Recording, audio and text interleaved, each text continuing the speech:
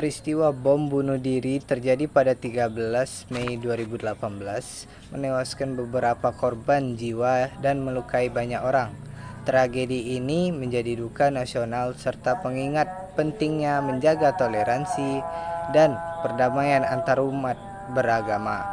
Kini gereja tersebut telah pulih dan aman serta rutin menggelar doa lintas agama.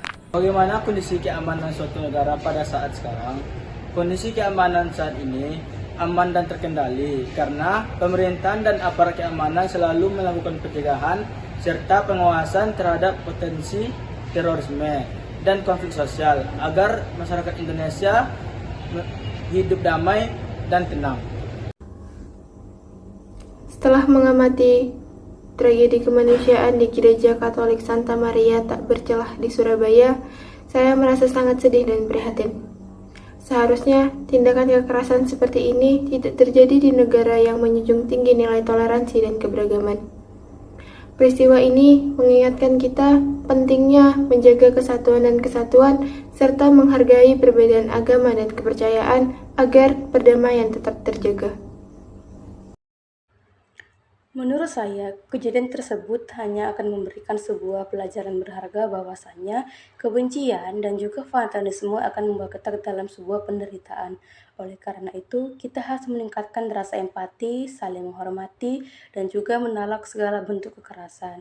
Yang dimana dengan adanya sikap toleransi yang tinggi, kita sebagai masyarakat dapat mencegah hal tersebut terulang kembali dan juga kita bisa menciptakan lingkungan baru yang lebih damai juga serta manusia yang saling menghargai.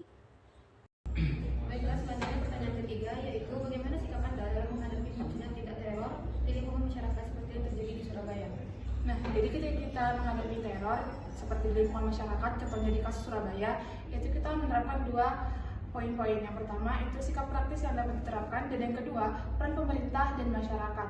Adapun poin pertama yaitu mengutuk keras tindakan teror dan menutup semua aspek-aspek lingkungan ruang lingkup dari teror tersebut. Dan yang kedua, meningkatkan kewaspadaan di lingkungan sekitar tanpa menimbulkan rasa panik. Dan yang ketiga, ketika kamu menghadapi teror, lebih baik laporkan kepada aparat keamanan dengan cepat agar ditindaklanjutin dengan secepat mungkin. Dan yang keempat, menjaga persatuan agar tidak terpecah belah oleh isu-isu yang ada. Dan yang terakhir yaitu tokoh agama dan tokoh masyarakat harus memberi keamanan dan jaminan rasa aman di masyarakat. Dan selanjutnya adalah peran pemerintah dan masyarakat. Yang pertama, pemerintah melakukan pembinaan melalui program bela negara. Yang kedua, menguatkan kurikulum pendidikan dengan menyisipkan nilai-nilai kebinekaan dan penguatan karakter anak sejak dini. Yang ketiga, masyarakat turut meningkatkan partisipasi aktif dalam pembangunan sosial politik. Dan yang keempat, keluarga sebagai unit pertama yang memberikan rasa aman dan penguatan psikologis. Bagaimana pendapat Anda bila ada dalam satu keluarga mampu menjadikan anak-anak sebagai martir demi mempertahankan keyakinannya? Apakah benar atau tidak? Menurut pendapat saya, menjadikan anak-anak sebagai martir demi mempertahankan keyakinan adalah tindakan yang sangat kompleks secara moral dan spiritual.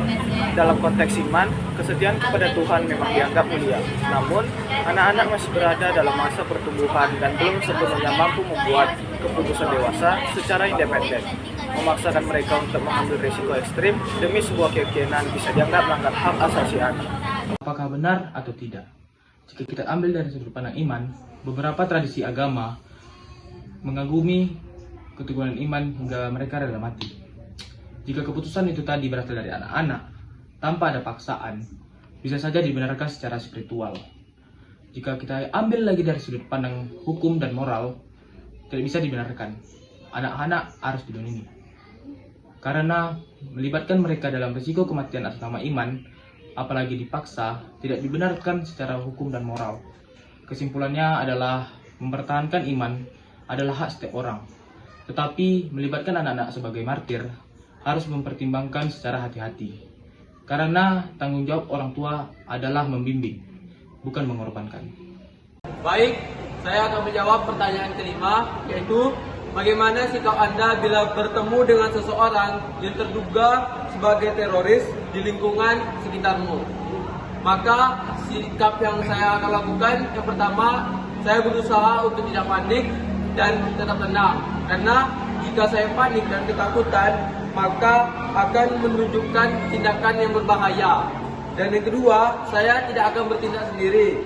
Saya akan mengkonfirmasi langsung atau mencoba untuk mengambil informasi lebih lanjut, karena bisa beresiko bagi keselamatan diri dan juga orang lain. Yang ketiga, saya akan berusaha untuk mencari informasi yang lebih dalam, mengamati dengan cermat catatan hal penting seperti fisik yang dilakukan atau hal-hal yang mencurigakan lainnya. Dan yang keempat, saya akan segera mengkonfirmasi dengan pihak yang berwenang dan juga dengan ketua masyarakat sekitar seperti ketua RT maupun ketua RW. Dan yang kelima, saya berusaha untuk menjaga diri, menjaga keselamatan diri dan juga menjaga keselamatan lingkungan sekitar. Sekian, terima kasih.